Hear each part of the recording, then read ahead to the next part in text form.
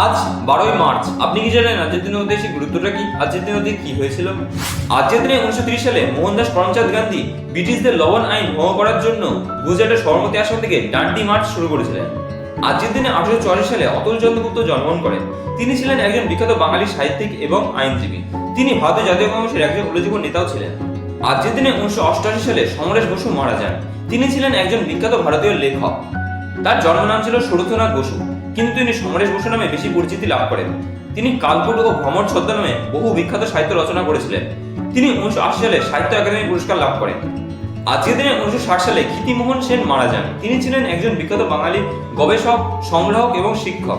তিনি বিশ্বভারতী বিশ্ববিদ্যালয়ে একজন উপাচার্য হিসেবে দায়িত্ব পালন করেছিলেন। আজকের দিনে 1904 সালে ইংল্যান্ডে প্রথম ইলেকট্রিক ট্রেন চালু হয়।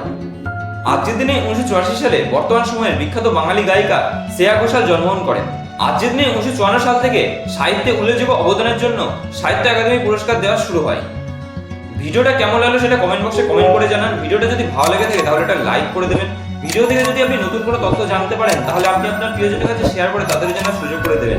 এইরকমই প্রতিদিনের গুরুত্ব সম্পর্কে জানতে চ্যানেলটি সাবস্ক্রাইব করে চ্যানেল পাশে থাকবেন।